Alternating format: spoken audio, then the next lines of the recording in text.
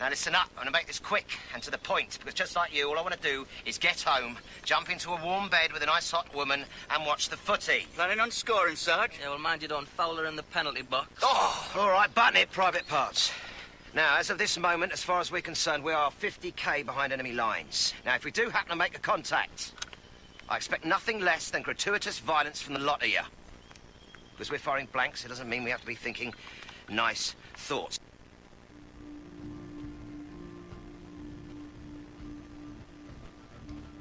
And welcome to Rangers Radio, episode 2 of 2015. It's the 19th of January. I'm joined by the Chaosbunny. Hi, folks.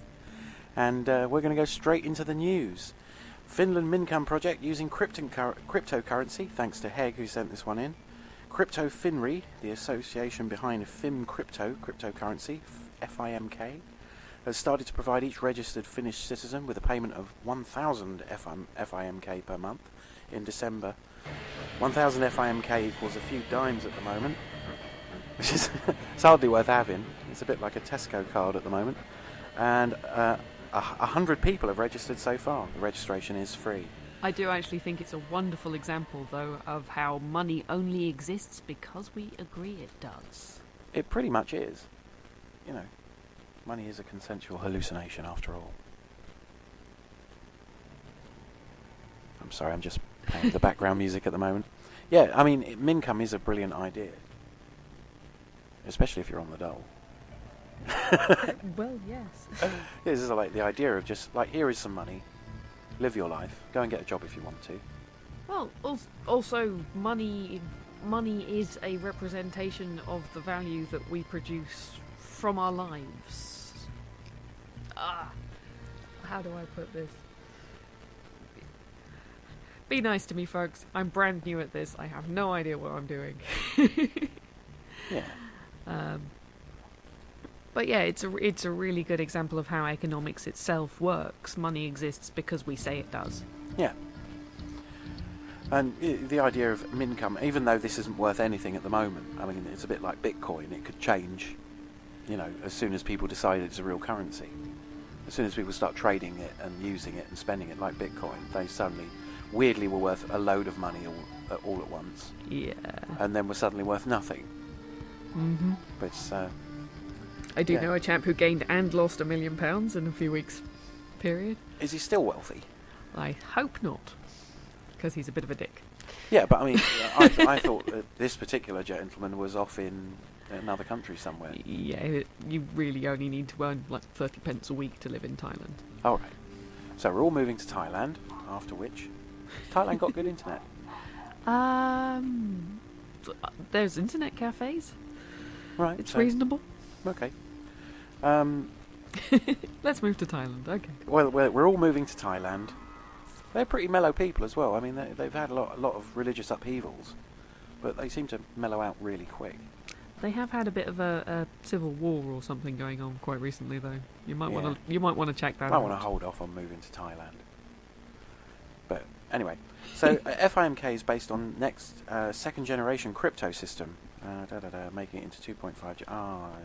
The roadmap of this includes payment cards and other technology to make it easy to exchange between fiat currencies. That's the sort of money that exists because we say it does. And FIMK, Bitcoins and other crypto and others. Crypto Finri received 533 BTC in initial donations last summer. Don't even know what that means. Oh, yeah. No, I apologise. Fiat currencies are currencies that exist because the bank says it does. Oh, that's true, yes. Well, I mean, if we all said whereas cryptocurrencies are currencies that exist because we say they do. Ah, there you go. There's the difference. It's also a valid payment method in a few stores in Finland, so a few people are accepting them. Excellent. But there again, 1,000 of them is worth about 50 cents. It's a start. It's a start. I mean, but I like the idea of, you know, a Mincome generally. Because they've actually worked out that it would save an astonishing amount of money. If you gave everybody enough to live on, here is enough to live on, and now don't bother us for benefits or anything like that because this is enough to live on. There was a campaign for it back in the 30s before the Second World War, and it was called the National Dividend because Britain was a fabulously wealthy country. That was the British campaign for it. There was a study in Alberta on Mincome that worked out fantastically for the residents of, I think, an entire city. Yeah, for the actual quite a city few expenditure years. per citizen went down by about Masses. 60% or something, because people that could just live their lives and get on with it, whether they had a job or not, don't tend to go to prison. They don't Crime tend to drops, healthcare costs drop, yeah. costs of government in general drops. Well, you don't have to administrate it, do you? And people have Everybody gets a better check. jobs. There are more jobs and better jobs. Yeah. Because there's more money in the economy. But there's also more people prepared to be volunteers to do things for charities, volunteers to just go and sort out at schools. I don't think the study covered that. Ah, well. I think that's at the point where you're making shit up. But So but it seems highly likely. Yeah. But I just think it would be a good thing all round, and it would save a shitload of money. It's a bit like legalising all drugs. Oh, don't get me started on that one yet. I'll rant about that another time. Yeah. Okay, we're going to move on. Research shows the cloud is not secure. Recent research identified that only 1 in 10 cloud applications are secure enough for enterprise use. According to a report from cloud experts Netscope, organisations are employing an average of over 600 business cloud apps. Despite the majority of software posing a high risk of data leak, the company showed that 15% of logins for business apps used by organisations have been breached by hackers. I've never liked the cloud. Although one wonders actually how many people are using secure passwords on those accounts. Yeah, but I mean, it's out there. Your data, the thing that you're working on, your accounts and everything is out in the cloud.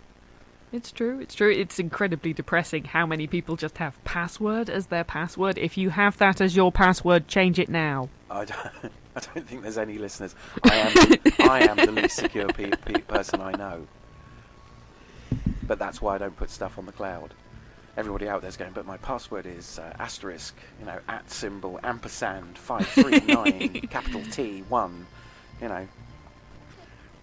True. Friends do not let friends use password as their password. It used to be said, friends do not let friends study art. Ooh, I heard harsh. that. Says the illustrator who didn't study art. Yeah.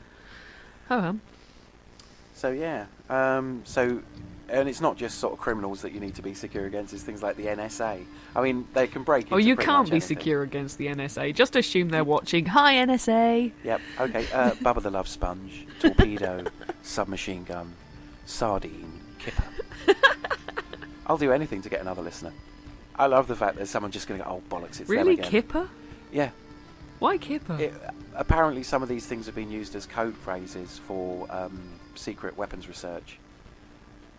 Wow, and then someone's just talking about what they have for breakfast. Yeah, but it's the combination of 5 or 6 words, and the little computer scans through, and then some poor office junior has to go down into a little booth and listen and see what we're saying. So if you're listening, we are going to try and make it as entertaining as possible. Well, he will. So don't think of this as a punishment, think of it as like an extended coffee break. Aren't we mean? So yeah, so the cloud is highly hackable. Apparently Netscope CEO said these events underscore the sobering reality that many in the workforce have been impacted by data breaches and will subsequently use compromised accounts in their work lives, putting sensitive information at risk. Yeah, The research nothing also surprising found there. that the most insecure apps were primarily linked with marketing, finance and human resource software. We always knew human resources was evil. Human resources is evil. Human resources is only there to stop unions. It is. It's anti-union business software is a human resource department. It means that if you don't have a human resources team, they don't progress your career, they don't make sure you're getting paid the same as for the job, for the amount of time you've been doing it. They manage all that and manage all your personal information and manage the legal end of people. And basically they prevent unionisation of the workforce. That's the only reason they're there. I actually talked to human resources, a human resource manager, and they said, yeah, that's pretty much it. It's to make sure that the company obeys the law as far as its personnel are concerned, so there's no cause for a union. Haven't you noticed there haven't been very many strikes recently? I can't say I've been looking. But, the number of strikes I do and know at least industrial one actions- evil HR manager who admits she's evil. Yeah, they are evil. I mean, She's pretty fun though. Dogbert. moment. Yeah. Employees today have shifted from thinking of apps as nice to have to a must-have, and CISOs must continue to adapt. I think that's Internet Security Officers, Computer Internet Security Officers, CISOs, must continue to adapt that trend to secure their sensitive corporate customer data across all cloud apps. We used to monitor a couple of nuclear power stations servers, and people used to phone up and say, "Oh, you security cleared to talk to me about this server?" And it'll be like, why is it even on the internet? Why is a nuclear power station on the internet? That sounds like something off The Simpsons. No, seriously, it's on the internet. They are on the internet so that people can fix shit from home. No. Yeah. No. Yeah, they are.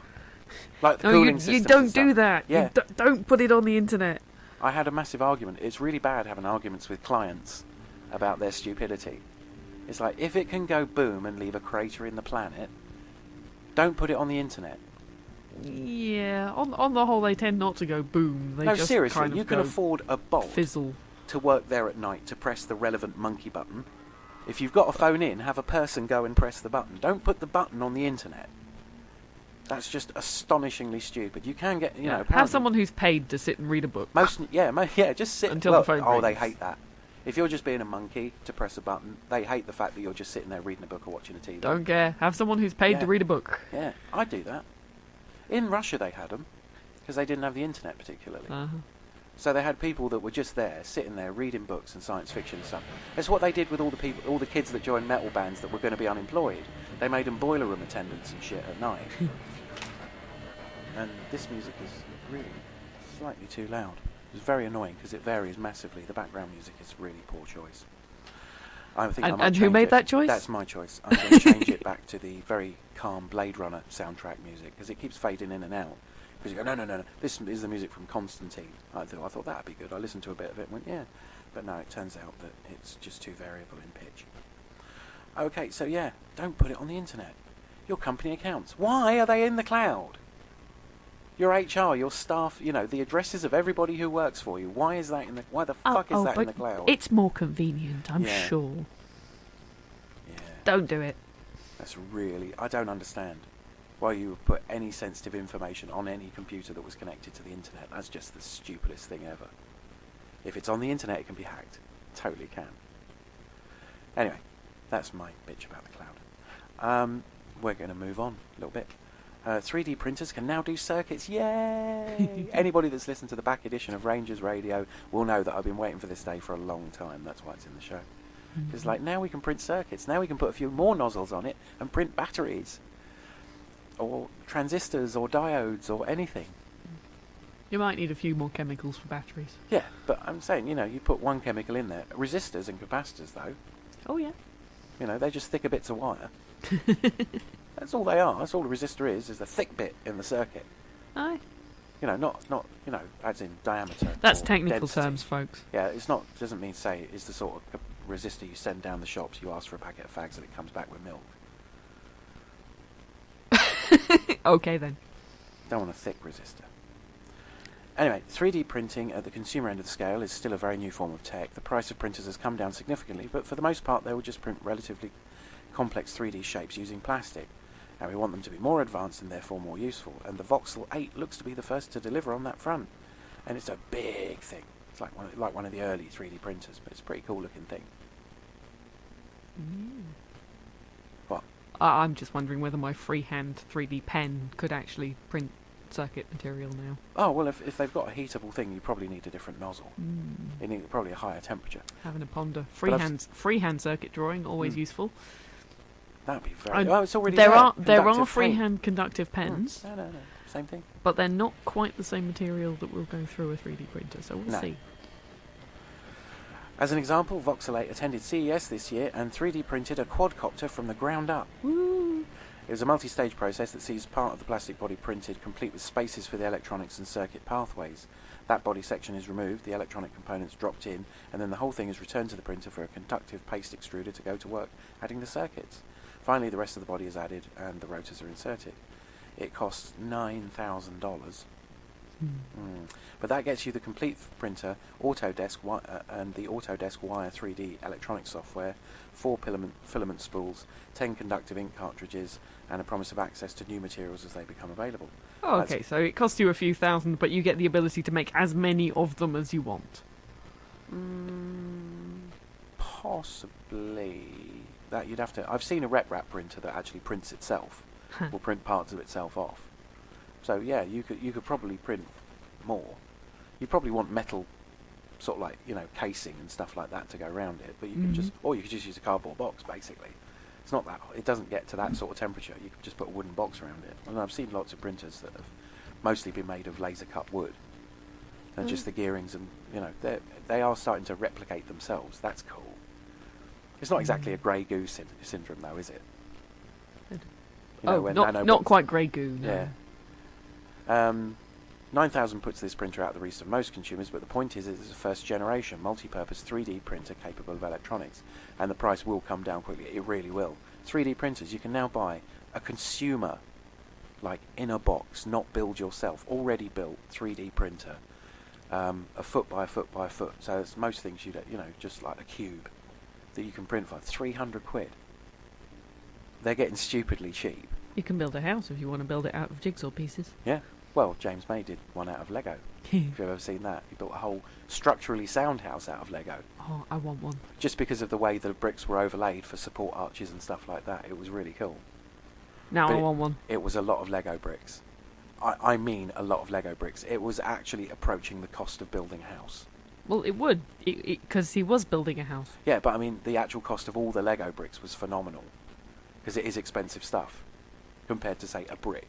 Well, yeah, but it's awesome. Yeah, and it did mean that you could change the way the rooms were laid out and stuff like that if you felt like it. You just rebuild sections of it in an afternoon.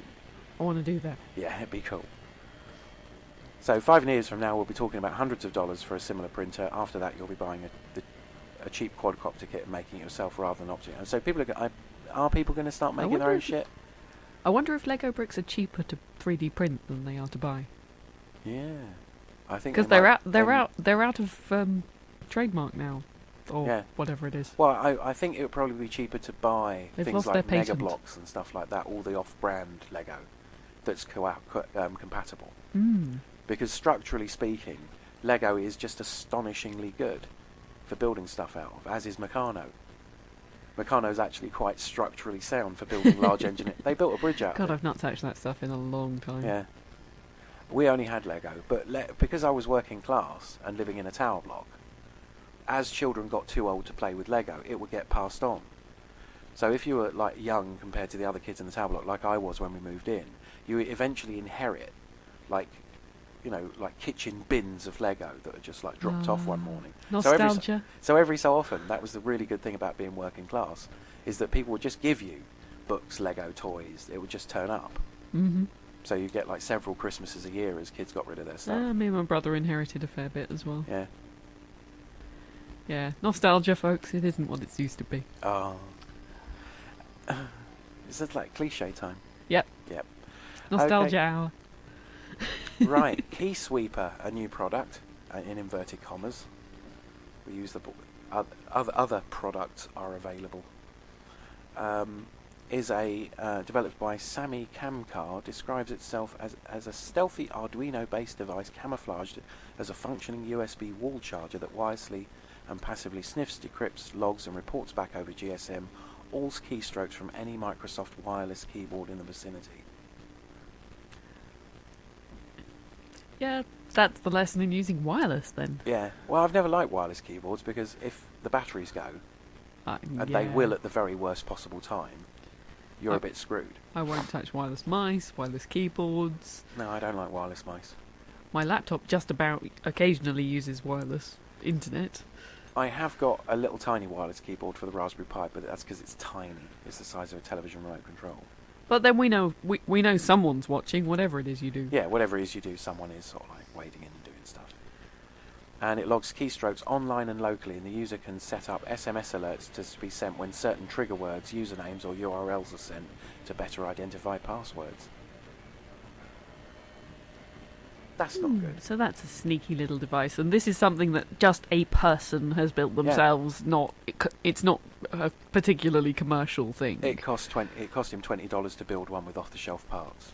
Yeah. So you're being watched already. You'll like this. If unplugged, KeySweeper continues to operate using its internal battery and auto-recharges upon repowering. Oh, lovely. That's extra sneaky. Yeah. I kind of want to shake that guy's hand. It is incredible, because that's to actually highlight it. That is actually some smart design. It's evil, but it's clever. Yeah. I mean, it really is. I mean, if you download the PDF of the running order, there is a photograph of it deconstructed, and it really is an Arduino Nano SMS card, a wireless 2.4 gigahertz Wi-Fi pickup card, and a charging circuit. Wow. And I happen to know that's about 20 quid to build. So they're really, really tiny. Yeah, so that was a pretty scary thing. Is it disguised as an Apple charging block? Just tell me it's disguised as an Apple. I really like that, wouldn't I? Would definitely get that because I really wanted it to or be. Or Microsoft. Oh. Or, any one of all the big evil. You could give them away free with Starbucks. But yeah. So it will actually point out if it can set to trigger itself and send SMS alerts when somebody's doing something. So that's kind of creepy.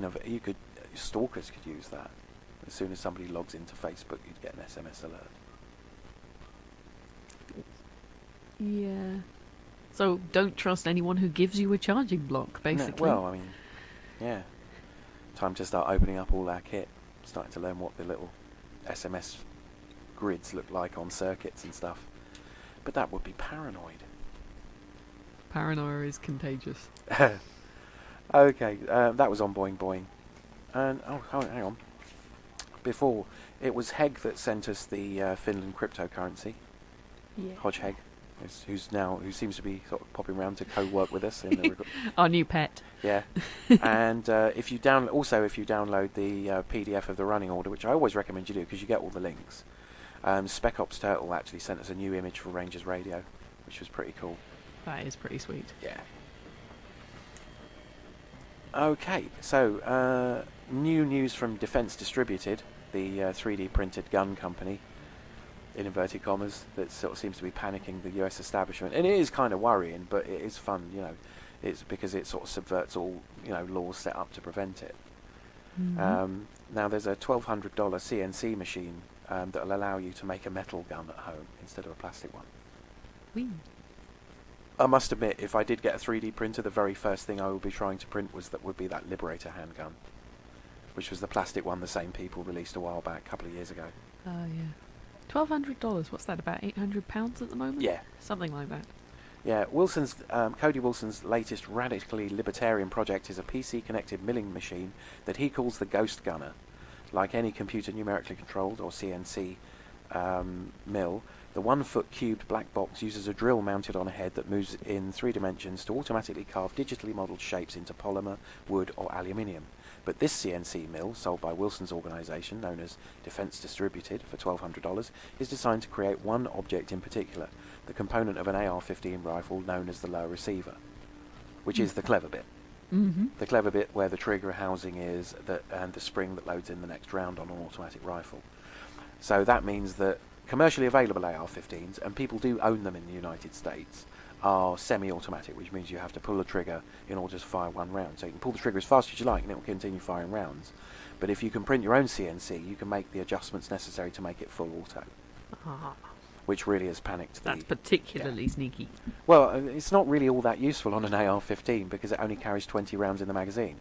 So full auto is brrr, and if it isn't pointing in the right Whoops, direction... I just shot my entire load. Yeah, as it were. Yeah, that simple chunk of metal apparently has become the epicenter of a gun control firestorm.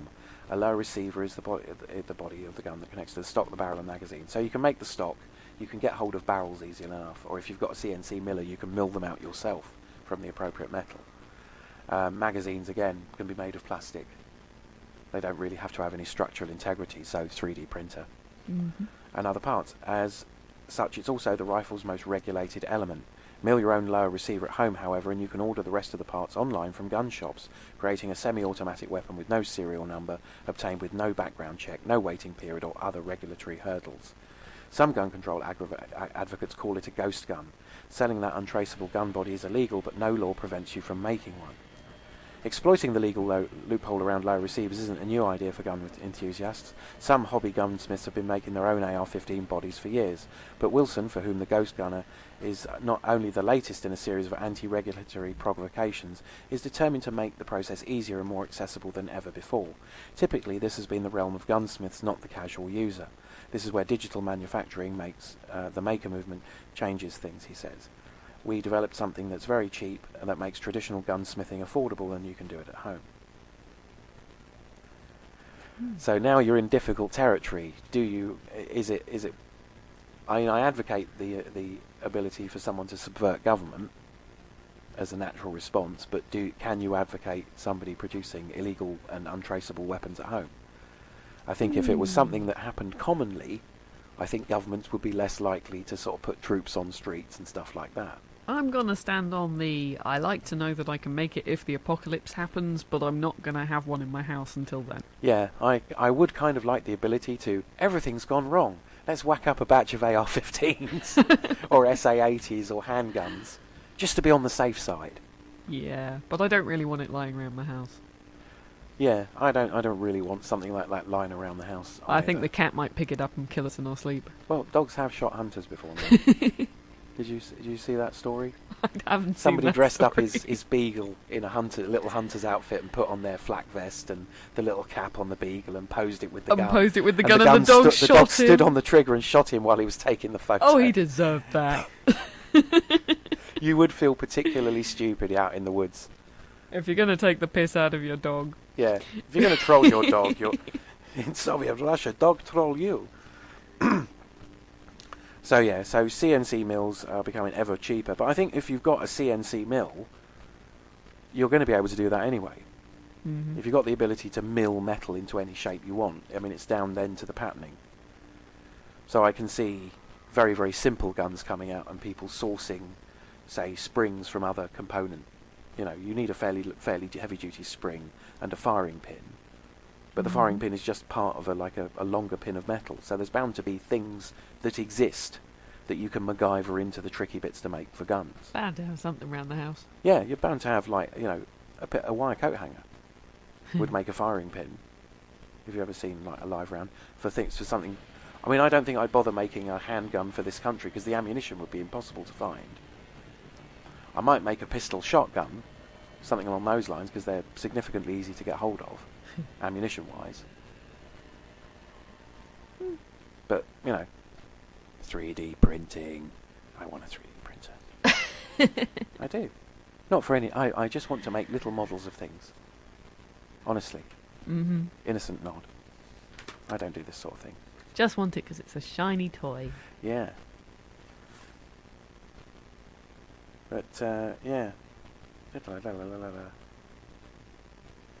But there's a whole long part in the running order. I'm not going to bother to read it out right now, because it's about 4 pages. But it's a really interesting article. What's it about? Well, there's also a bit where there is a police department. There was a shooting last year. A guy called John Zawari killed 5 people in a rampage through Santa Monica before he got killed by the police. And the semi-automatic weapon he assembled from bootleg low receiver and parts ordered online. So he actually made an untraceable gun. He was mentally ill, bought himself an untraceable gun. But, then went rampaging around in public, shooting people with witnesses, so, that kind of failed. But there again, it's not like it's impossible to get a gun. A mentally unstable person could go find someone that was able to get hold of illegal weaponry, buy something, and then go on a shooting rampage. Mm-hmm. I mean, it probably kept a few people alive for slightly longer, that he had to sit at home, mill it out himself, and assemble the gun from various bits. Yeah, possibly. But, yeah. But there again, that's also, if you have mentally ill people, you don't put them in the community. If they're liable to cause violence, they're going to pick up a knife or a rock or use their car. Or I don't think a gun encourages people to start killing. These are complicated questions. Yeah. It's a bigger question than for today. Yeah, guns don't kill people. People People pointing kill- their fingers at people and going bang kills people. If they have a gun in their hand at the same time. Yeah, But that. people kill people rather than guns. I think a gun is just the Guns most just make convenient it way. really Yeah. easy. Well, the gun doesn't kill people, it just throws the bullets really quick. So if you're a really good shot, you could walk into a drugstore with a handful of bullets and go, give me the money or I'm going to push these into your head one at a time. Uh-huh. Yeah, Yeah. that. Okay, moving on. 6 days ago, SpaceX founder Elon Musk. Woo, Elon Musk. He's cool though. You got a bit of a crush on him. A little bit. I've got a tech crush on Elon Musk. He was with Twitter with excitement over the next step in his plan to get humans off the planet. I wonder if that's specific humans. I want to get humans off the planet. My boss, or just specific humans. Does Elon Musk have a boss? I thought he was the boss. Yeah, you can imagine sort of like, I want to get humans off the planet. I got a list. Join the space race. After successfully sending 4 of its Dragon capsules to resupply the ISS, whoops, that is cool. That is pretty cool. A private business can do it cheaper than NASA. SpaceX was launching yet another, but this time with an added level of difficulty. The launcher that gets the capsule into orbit, the Falcon 9, would attempt to land its boost stage, that's the part with the rocket, back on the Earth after delivery. Well, not exactly on Earth, on a drone spaceport. That sounds science fiction, doesn't it? On a drone spaceport barge in the middle of the Atlantic Ocean. Not in the middle, it was right near the dock. In the water, anyway. It was in the water, but it wasn't in On the a middle of barge, the Atlantic on Ocean. water. That would have been Not like, terribly really far away inconvenient. from land. On the scale of targets you're trying to hit from space, this thing is tiny. Usually the space explorers feel lucky when they can target anything roughly the size of a vast body of water when they re-enter the atmosphere. Indeed, all of SpaceX's Dragon capsules are designed to splash down, aided by an impact mitigating parachute.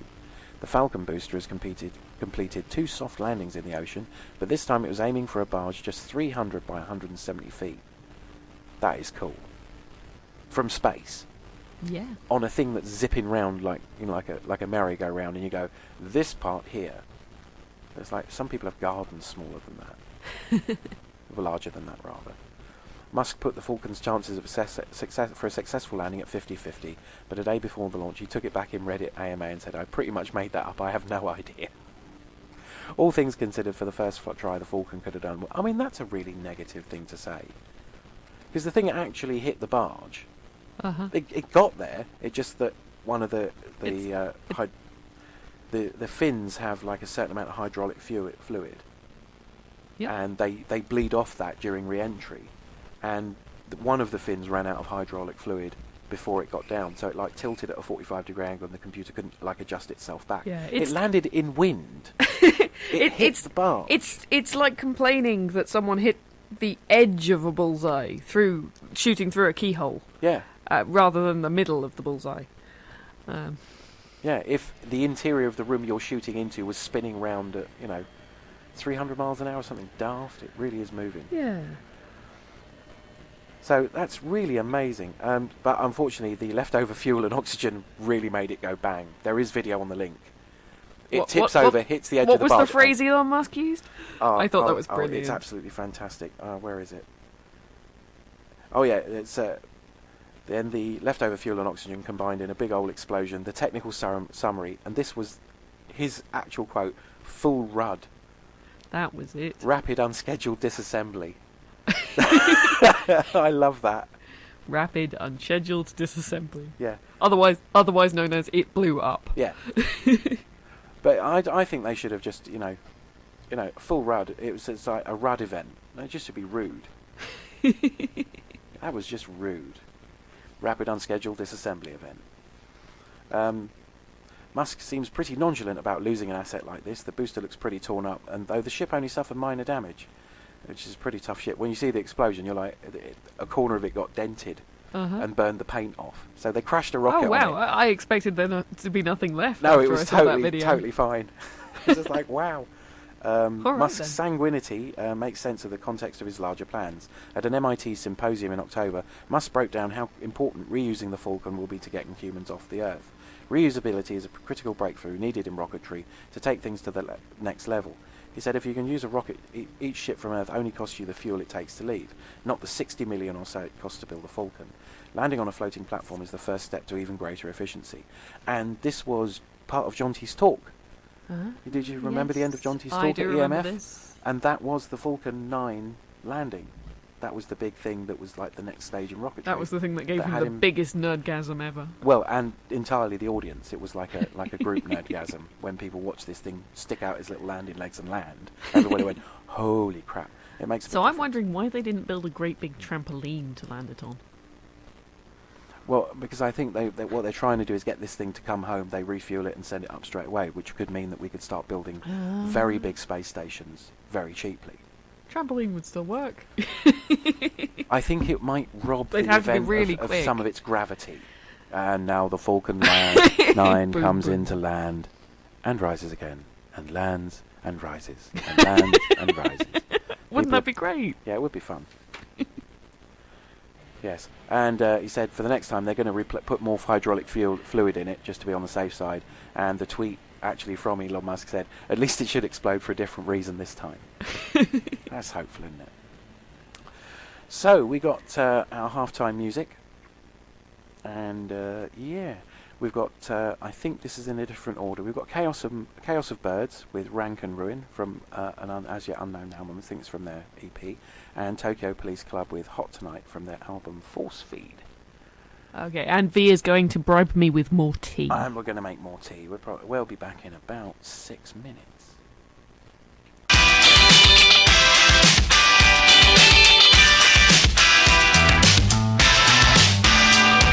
Standing in a world with the streetlight sun, I don't keep my sneakers wide.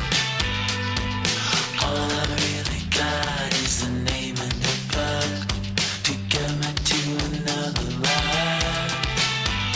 And I wonder what you're doing tonight.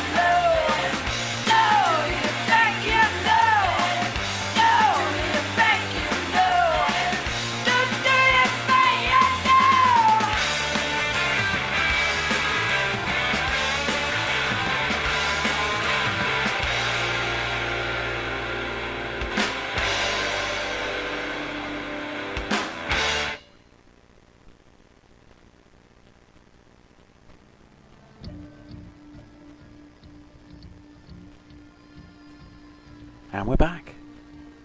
We are. I suppose we are. We are. And I have tea. We have tea. I have coffee. So, this week's rant. Editing video. Which seems like which a I have pansy nothing thing. to do with whatsoever. I just spent like days editing video and stuff like that, and other aggravating things that have occurred to me. Especially with the whole program. Don't sit there with a book. Why not? That's harsh. It's just taken all the rant out of me. I'm de-ranted. I'm sorry, love. Did I spoil the mood? Yeah, a little bit. I had a date like that. I'm de-ranted now. Just have to listen to the background music until I get an anger on. But yeah. I'm just sort of ranting about things that sort of like tiny things that waste gigantic chunks of your time. That don't actually get anything achieved. You know when you start out to do something, I'll just do this. And then move on to do the thing I'm going to do. Yak and then shaving, that's what my friends call it. Yak shaving. Yak By the time shaving. you shave the yak, you've got to shave it again. You start shaving the yak, and then there's just more yak to shave, and you know you've first got to reorganize the entire zoo. Yeah. Yeah. To make an apple pie from scratch, first create your universe. Yeah, it was just the I was putting together the EMF music video that turned into a music video.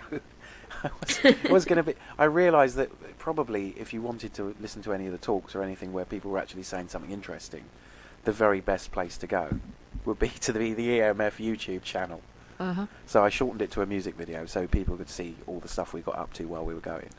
And all it's the pretty highlights awesome. of EMF. Mostly, lots of pictures of me hitting things with hammers. Well, that's what you mostly did. Which is most of how I spent Terrifyingly, the weekend. I spent a lot of time watching you and filming you do that. So it's like, yeah. Apparently, V likes watching girls hit things with hammers. A little bit. So yeah, so that's going to be up. If you can listen to this, then by the time this is up, then that video will also be up, along with the a day in the life of a broadcast radio show, which is a lot longer. By the way, the broadcast radio show, don't feel bad if you just skip through, because it is pretty long. But I wanted to impart the sense of, sort of like hours and hours and hours of sort of like titting around waiting for people to get their acts together, and then barreling into a studio and then recording it, and by the time you've just managed to get all the bells and whistles done in and the fades and all that, the show's over. It's not like doing this. This is like positively quick to set up compared to that. We had 5 people. It took them collectively 3 hours, despite the fact they already had all their music, to put the music in order essentially and get it onto the system. Oh, bless them.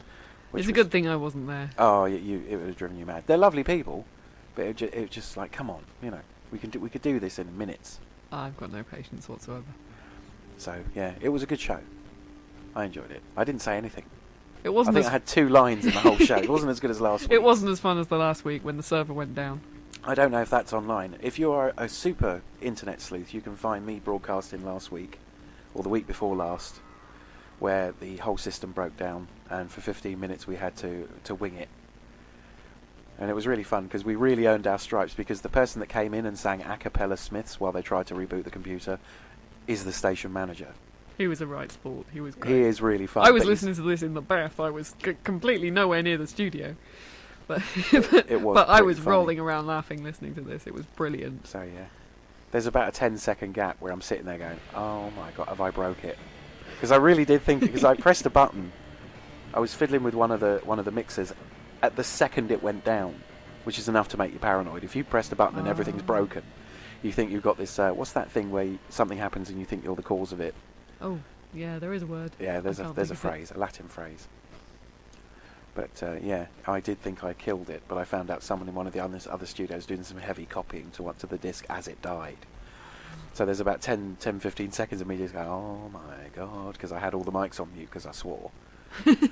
And then I pushed all the mics back up, and we had to sort of wing it for a few minutes, and then the station manager Jason comes running in and tries to fix it. But while he's trying to fix it, he takes over the mic and starts singing a cappella Smiths, Which was which beautiful. was hugely entertaining and funny. But yeah, we were a bit ashen-faced because we did, for a good minute or two, we thought we'd broken it. So yeah, that was kind of fun. But like, I was editing video to sort of like put it on, and I just spent hours trying to convert it to the right format. I spent a whole day before I realised there was a better way of doing it. And despite the fact I'd spent a whole day, I still had to spend another half a day converting files again, because the files I converted spending a whole day had been converted slightly wrongly, and wouldn't be picked up by my flashing new video editing software. That, I think, is what is known as a learning experience. That's another fucking opportunity for growth. Or a fog. I raise my cup of tea to that. Yeah. The other thing that that was much more long-winded than it needed to be was learning to program the Arduino. Because I made the mistake of reading manuals. And I'm not linear. Never make the mistake of reading the manual. No, never read the manual. I might live with the only woman on earth that doesn't read the manual. Ooh. Now Oh, come that was on. sexist. That was a sexist A moment. rare person of the female persuasion. I know loads of people that read manuals, and that seem to. Yeah, but are any of them geeks? Yeah. I don't know many geeks who read I've manuals. I've seen someone read the manual for a microwave. That just drives me insane. And a toaster. Although I do, once See- I've figured out how to use it, I do sometimes read them for a giggle. Well, thank you for long time purchasing this sunny, happy toaster. Will give you long joy of Re- your toasted bread Read ritual. the bad translations. Yeah, read the Chinglish. It's always good. But it was the same when I got my first computer, the ZX81. It came with an inch-thick manual on how to program in BASIC. And why do manuals always start off with the things that you start doing are the most boring things? I can't think of anything more boring than a Hello World program. I never did it. My first programming tutorial was making Tamagotchi pets type things on a PC. All right. See, that would have worked for me. But it's just like all We were the... trying to figure out how to breed them. We made bunnies. Oh. You could have done. You could have created a rudimentary AI script that the bunnies would do certain things. If you annoyed them enough, they bit you. All right. That was the deal with these bunnies. I know a Japanese website like that. Yeah. Screw Hello World. Make bunnies that bite. Well, I kind of did. So I would say, if you try and read through the manuals, I get bored. By the time you get to like your second example of a thing to do, I'm just tedioused out trying to get to the good stuff. So the thing, if you're going to play with Arduinos or anything like that, anything really technical that requires you to learn like a programming language or anything like that, or a specific system, don't do like the thing that the manual says. Now do the boring thing, then do the other boring thing. Just jump straight into something you want to do, and then reverse engineer it till it works. Yeah, make something that bites. Because I can now program Arduinos, but not because I read their manual. Their tutorial was something like 500 pages long, and I was just nearly asleep trying to read it. It drove me crackers. I got the little LED light on the motherboard to go on and off, and then I couldn't progress any further. Because I didn't want an LED light to go on and off. I wanted an LCD screen with sensors reading into it and switching around in real time, which was a bit of a jump apparently. So what you do is you go and get the software that picks up the sensors, and you go and get the other software that does the LED, and you hit it with like the hammer of your mind until it works. The hammer of my mind. I beat watched it. his forehead bleed, folks. It was there were lots of cigarettes out on the back porch because I was over at someone else's, so I took, because I knew there wouldn't be a lot of I wouldn't be able to take books and stuff like that. I took all the Arduino stuff with me on a 2-week sojourn. So I had a little box full of Arduino bits, and then just played with them solid and in all my free time, because I had nothing better to do other than walk the dog. Because it was really remote. It's remote there, isn't it? Really, in real terms, there are houses nearby. Camelot is a very silly place. But it's remote. It's a bit isn't out it? of the way. See, I could have used the musical break to actually change the background music, but I didn't. Yeah. So I would say if you're anything like me and you can't read manuals, do something really mega complicated and repeatedly fuck it up until you get it right. Which was the one that came with the comic book format? That's the Arduino. That was manual. about my That was speed. the Arduino, was it? Yeah. I thought it was Raspberry Pi. No. Um, Programming okay, Raspberry Pi is so kind the of- comic book format manual, that's pretty good. That's pretty good. That's about me. It's like, well, don't you remember me being really excited at the model, the kits I got sent from Ragworm? Yeah. It's like, they're for children, I might be able to build them. I would be patting you on the head right now if I could reach. Yeah. I'm not good with stuff like that. It takes me a long time to learn stuff. But I had good motivation with the Arduinos, because I had a little screen and I wanted stuff to come up on the little screen and I wanted little lights to go on and I wanted it to do things.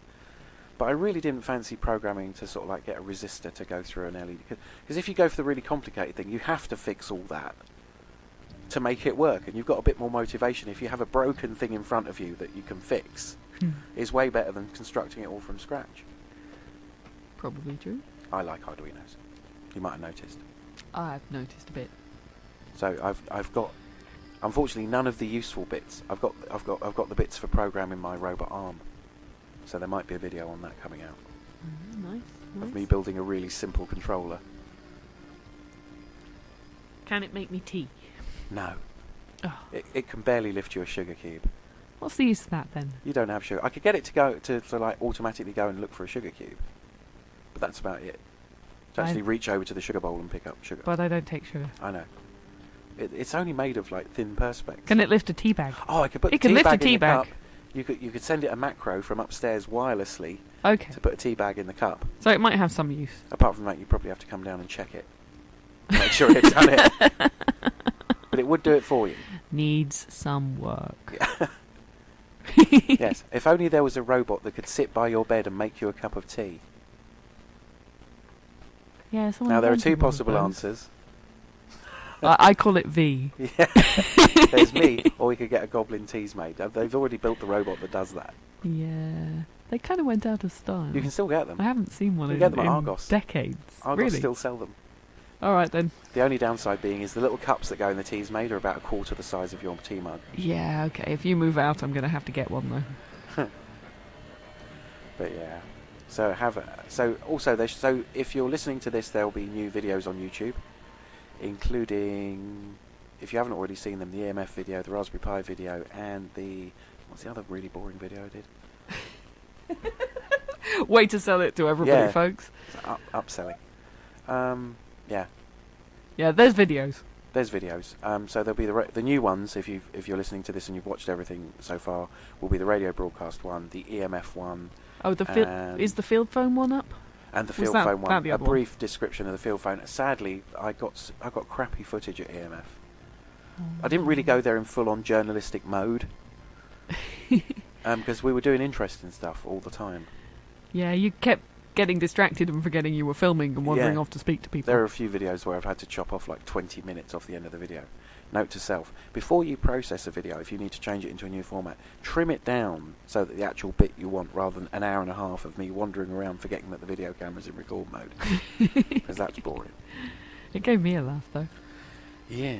So, well, draw our rambling to a close, because we're gonna probably hit about an hour and a half as it is, which Gosh. is quite cool. We've been Not bad for a first time. Yeah, we've been recording for... I've had a date like that. Just the one. 55 minutes. So we got quite a good outro section. So we're just going to go through some of the Recomedia that we've got. Okay. I mean, do you want to have a go? Oh, yeah, God, no. Recomedia announcer. Reading off a piece of paper? That's way too low tech for me. Unionofhumans.wordpress.com is the Union of Humans blog by me. I think there should be a Union of Humans. Yes. I don't. That's the thing. I've not read it Unions- yet, so I'm a little bit worried. I don't want to promote this before I've read it. No, it's just kind of like, I would like there to be equality, net neutrality. I like the idea of income. I want, none of the above on voting slips. Okay. Let's tax the crap out of the super rich and make corporations pay tax. Taxing them is probably nicer than Actually eating them. pay tax. Yeah, I mean, I want achievable goals. Okay. If they move out, we can just start, what we'll do is we'll just build corporations behind them. If they say Starbucks will now leave, you can say Starbucks may not take any of its money, or any of its shops, or any of its equipment. Starbucks can, the person that's in... Ooh. Because the whole infrastructure of Starbucks Occupy Starbucks. There we will go. be English people. We're going. You're just an idea. That's why we can't tax you. So they go. We still get their office space, all their employees, all their stores, the infrastructure to run Starbucks, Okay then. and we can call it V-Bucks. not getting a little bit ego here? There will be a revolution.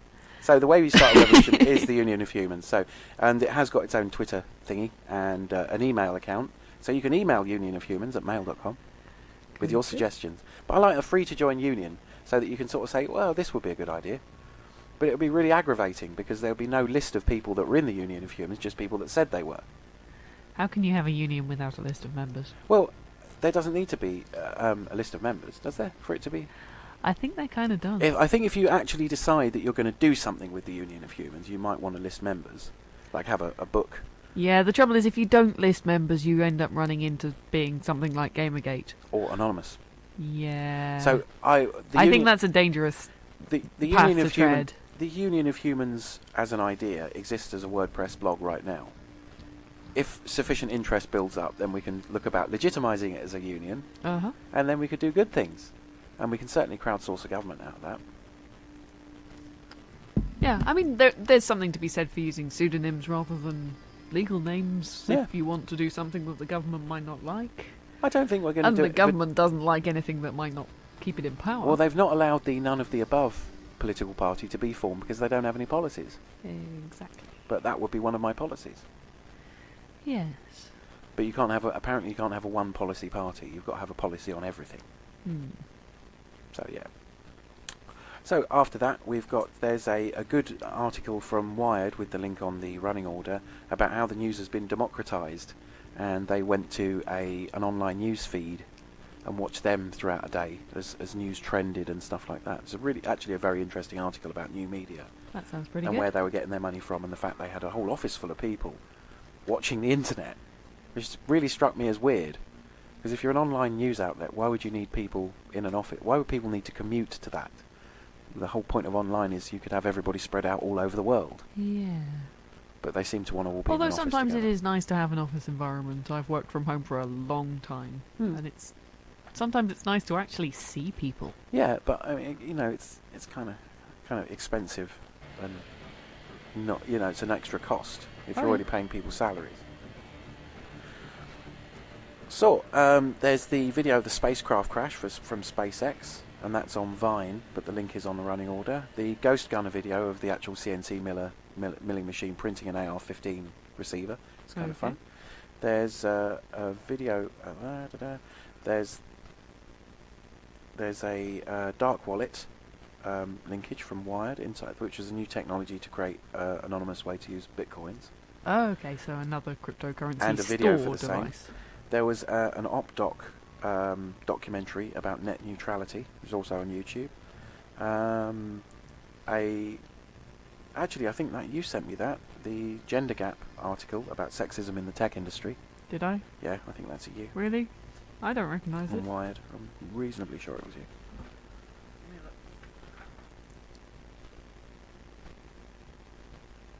Well, maybe not. No, just might because have I'm a just girl grabbed that. doesn't necessarily mean I sent you an article about sexism. No, I'm sure I've read it as a result of a prod from you.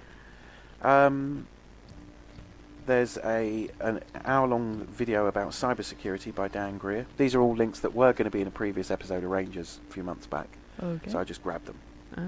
Sorry, this is why it sounds like a thing. Also, Iron Angel sent us a link ages ago called Knowledge Weighs Nothing, which is all turn of the century. That's a site I did look at, and that looked like a really good site. It is a really good site. It's got some great things. And I think I might have seen it before, actually. And the Home Office Dirty Tricks Manual is a presentation. Get it while you can. That's intercepted document from firstlook.org. So the link to that is there. We're also going to upload the PDF on banking that the Guardian put out. Do you remember that? When we were Actually, the Bank of England put out yes. a white paper on how economics really works, and it's painfully honest. It really is scary. And for a white paper, the mad thing is it is extremely short. It's only 17 pages, where they pretty much say, we invent money, people spend it. Yeah, there's a Guardian article that kind of sums it up, and then the white paper itself is actually far too honest about how economics really works. It's pretty well blunt. worth a read. And if you ever thought that, those sort of cartoons on YouTube about how quantitative easing works and stuff like that were a bit oversimplified, you should read what the Bank of England have to say. Yeah. We done invent the money and done lend it to people. And when people done borrow it from us, they lend 10 times what we lend them. And that creates the interest sort of compulsion, which is why the national interest rate is something running at about 0.5%. And then by the time you're borrowing money, it's at 29%. Depending on where you borrow. Yeah, I money mean, from, you know, but yes. generally speaking. But yeah, banking. It basically explains how banking is a massive bait and switch that sucks the value out of the people who create it and puts it in the pockets of the people who bankers. print the money. Oh, I've also been what a bunch of bankers. I've also been watching the documentary about the super rich that's on, and that will make you just vomit your lungs up in rage. Oh, I haven't brought myself round You to better watching not watch that. yet. I can. It was from the same guy who did The Man Who Made Us Spend. But there are some terrifying videos out there, and I do intend to put some links out for things like there was some brilliant LSE, London School of Economics videos that just make your nostrils bleed with rage when you watch them. There was a guy actually sort of saying how we should look after and care for the people in the bottom half of the top 1% of wealthy people in this country, because they couldn't send their kids to schools they wanted to, and they couldn't buy the house they wanted to. Yes, and poor little Cedric can't afford his own pony. Yeah, it really was mad. You know, how are these people going to afford their kids' polo uniforms if they keep getting the economic squeeze? And to put you in some perspective, the bottom half of the top 1% is, according to this guy, earning between 165 and 300,000 pounds a year. Poor mites. Yeah, bless. So we're now going to go into our outro thing. Thank you very much, Chaosbunny, for sort of dragging yourself out of bed and propping you up with tea. Thank you, V, for bribing me with tea. You're only on your 3rd cup of tea of the day. And by cup, I mean a pint and a half. I think that's about a pint and a half. It's a pint. All right. It's dead on a pint. I've measured it. So the outro music is War on Drugs with the track Red Eyes from their album Lost in the Dream, which is I really like. I actually went through a whole chunk of free music I got off Boing Boing during their free music week about 6 months ago, because I was looking for music, and I think people are getting a bit tired of Jonathan Coulton. Jonathan Coulton will be back next week. Other geeky musicians are available. And there's a rant from Matthew Inman, who does the oatmeal.com about religion, about Jibbers Crabs, his own personal god. Still not seen that one. Followed by the audio of an advert which was against the NSA, which is hilarious. So you're doing mean things, stop. They took out an advert. It was a bit like the laziest protest ever. We didn't want to go, so they just went round and hassled people, and they recorded a little bit saying, "Stop watching us." Okay. It's really whiny. It's sort of like, you know. So it's like, if you want the NSA to stop hacking your accounts, send them a polite letter. Yeah, hack Or them back. something. I bet the NSA get hacked every day, though. I think if you went down to it in realistic, the NSA hacks people just because it gets tired of being hacked itself. So it's like, they're hacking us all the time, but we can't say because it makes us sound like we haven't got good computer security. Which bit tit for tat. Yeah. So we're going to go into the track. Thank you very much for listening. And this has been V, and... Have a great day, folks. I'm the Chaos Bunny. Okay.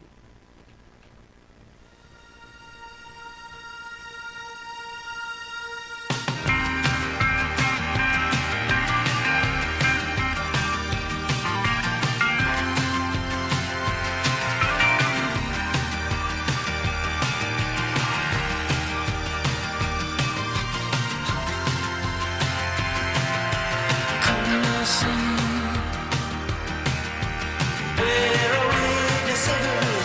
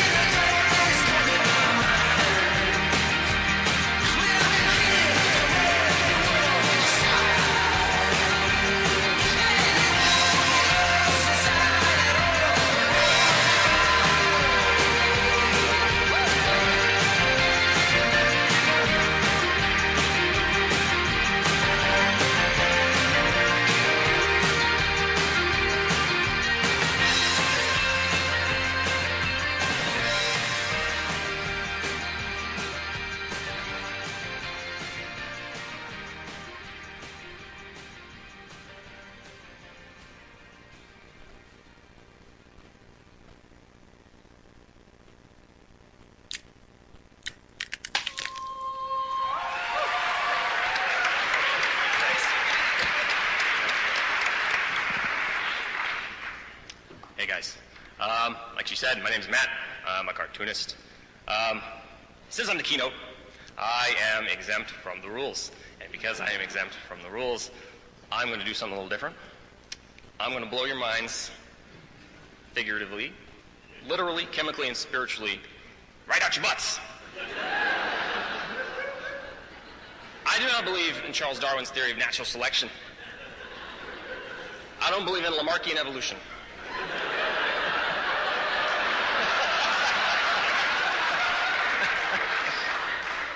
I do not believe in primordial soup. And as for panspermia, it's a bunch of bull honky.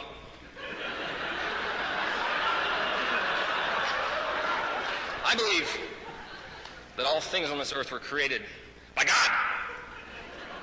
And I don't mean Jesus. And I don't mean Buddha. And I don't mean Allah.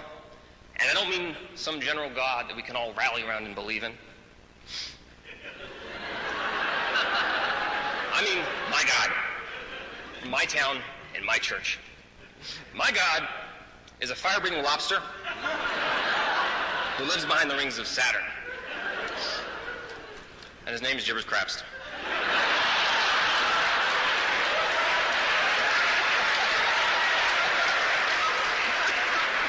Now, I'm from a small town of Bumchart, Nebrahoma. And in Bumchart, we know and we believe in our hearts that America is God's favorite country. And this led me to a realization that lobsters, as they grow older, continue to get bigger. They molt and molt and molt, and they grow in size. This led to a meme on the internet a few years ago that they're immortal. Not actually true. They just keep getting bigger. And Jibbers is a lobster, and we live in this great country of the United States of America. And what I realized about the American culture and the American people is that we're not getting stronger or faster or better. We're just getting bigger. And I believe that if you eat enough and you treat your face like a garbage disposal, one day you will get to go to the heavens with Jibbers.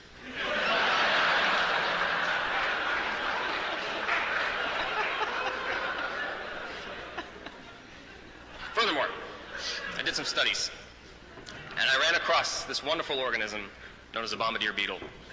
He is a beauty, or she. He's very cute. What's remarkable about the bombardier beetle is in his anus he has a Gatling gun. It's a dual-chambered gun that combines two chemicals, and then an igniter fluid is propelled into it, and it can act as an offensive or defensive weapon. Fires typically 70 rounds, 500 rounds per shot, produces a caustic acid that's over 200 degrees Fahrenheit.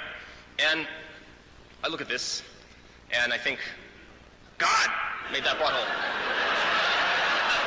That's not the work of science. I believe bombardier beetles are direct descendants of Jibbers, our Lord and Savior. They're both arthropods, and they both have weaponized orifices. Furthermore, this is a photo of Saturn's rings taken from the European Space Agency. It's an older photo.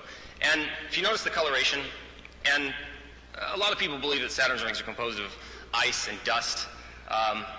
My belief is that bombardier beetles are the chosen ones, and trillions of them descend upon Saturn in the afterlife and fire stuff out of their butts going in circles.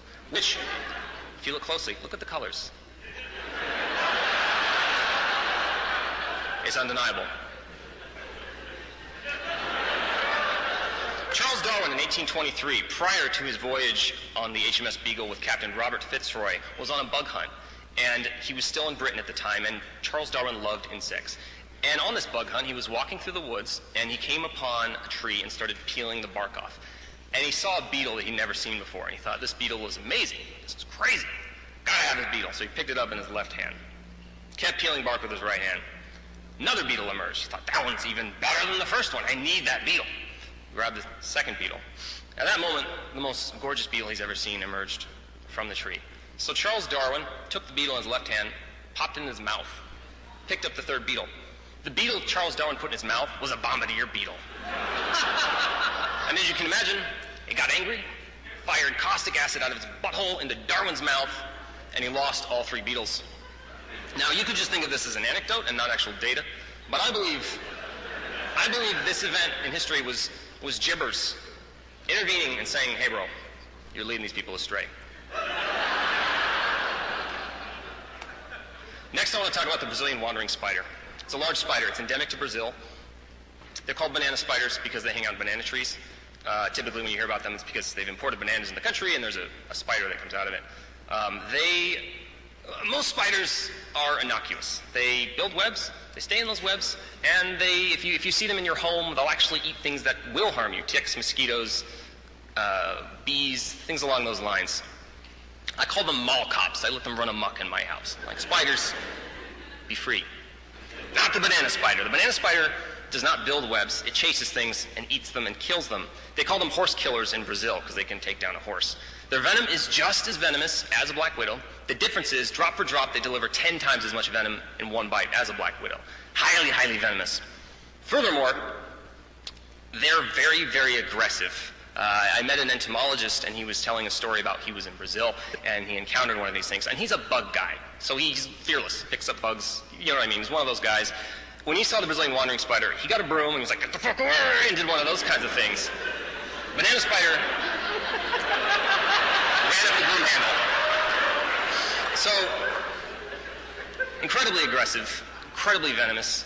There are stories of Brazilian villages that have at night these banana spiders drop from the trees and run into the villages looking for children and men and women to terrorize. Final kicker with the Brazilian wandering spider is if you are bitten and you don't have access to the antivenom, you get a fever, diarrhea, vomiting, eventually paralysis, asphyxiation, and death. Hours and hours of lonely, agonizing death. And if you are a man and you're bitten and you don't have access to the antivenom, you suffer what's called priapism. Now, priapism is a persistent erection until you are dead.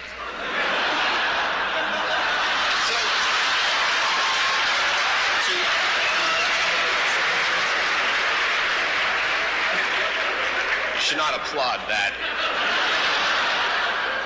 To put this in perspective, this is a very aggressive spider that, when provoked, they don't run away and scurry into a crevice. What they do is they stand up on their back legs and they rear up and they expose their palps on the underside of their body. Their palps look like a vagina. They look like a vagina, and not a good one. It's orange. So I want to summarize the banana spider. This is an 8-legged vagina that gives you boners until you are dead.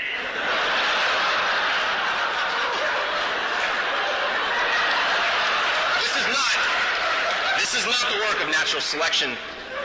Nothing this horrible could be created by nature. This is the work of a god. With the bombardier beetle, I say, God created that butthole. With the banana spider, God created that vagina. Now, as a member of the esteemed scientific community, of which I am not, I know the importance of finding proof and citing your sources and giving you actual empirical, statistical, physical, spiritual evidence of what I am saying. So, I decided to do some science. So, I got my telescope, got my microscope, got my oscilloscope, my stethoscope, I got some scope, and I did a solid 45 minutes of science on this, and I came to a conclusion. There was absolutely zero evidence of a giant fire-breathing lobster living amongst the stars. None whatsoever. Zero. I discovered that trying to scientifically prove God is a lot like trying to find your car keys using Microsoft Bing.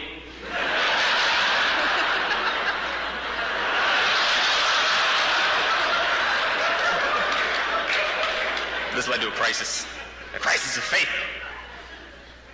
until I had an epiphany. A friend of mine held up all the fingers on his right hand. He said, how many fingers am I holding up? And I looked. I said, you're holding up 3.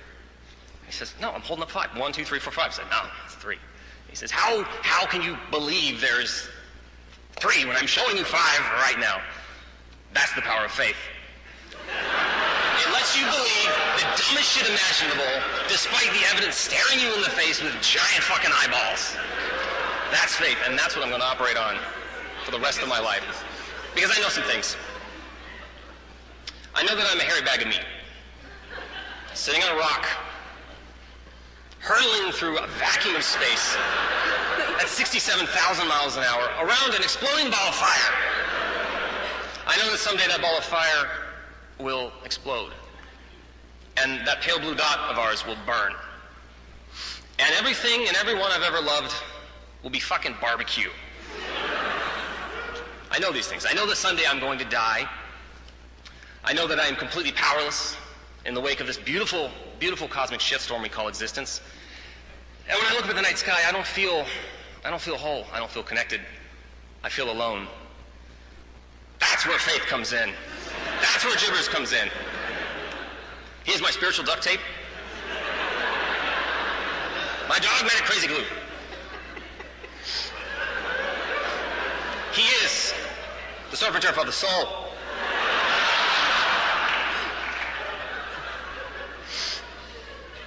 And I want you to know that every time you point your telescope into the sky, or you point your microscope into your own body, gibbers, I want you to know, and I need you to know, gibbers, die for your science. Thank you very much.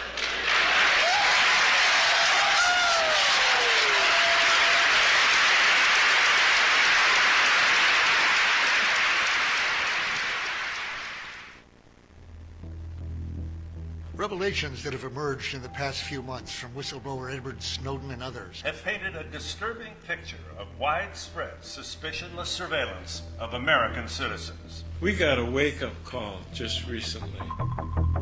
NSA snooping includes the interception and collection of call detail records and internet traffic, including audio, video, photographs, documents, chat logs, and emails. Every American is at risk for getting caught up in the NSA dragnet, including average citizens not suspected of a crime. We have also learned of the large-scale collaboration with telecom giants, internet companies, and service providers. Some concerned email providers have chosen to shut their doors rather than cave to government subpoenas to hand over their users' data. We've been misled. Does the NSA collect any type of data at all on millions or hundreds of millions of Americans? No, sir. We've seen this story before. We've had too much secrecy in this country. It has corrupted the government. And we decided it was wrong. It was wrong then, and it's wrong now. This is a fearful situation. The American people, one of the basic rights is the right to privacy. Unrestrained, illegal, secret intimidation and harassment of the essential ability of Americans to participate freely in American political life shall never happen again. Nixon's crimes predated widespread internet use by decades. The tools for surveillance have never been more powerful, and the threat to our civil liberties has never been greater. Edward Snowden was not the first. I represent 6 NSA whistleblowers who are being charged with espionage for telling the truth. We truly, as a nation, are at a crossroads. I became aware they were sweeping up everybody's data indiscriminately. What I was eyewitness to was the subversion of the Constitution. And that was when the hair on the back of my neck went up. And so I became a whistleblower. This is our information. This is our information. This is our information. This is our information. It is the digital archive of our lives. Texts of our chats with our family. It's the backbone of everything that we care for, humanitarian causes and things that we fight for. It is everything you use the internet for. History tells us we need to watch the watchers. And in the surveillance state, democracy itself is dead. It makes a mockery of our system of government, which is based on the notion of independent branches of government, including a fourth estate, the press. A free society should not have secret laws. It doesn't have to present this false trade-off between security or privacy. We need to bring NSA activity from the shadows into the light of day. We need to end mass, suspicionless surveillance.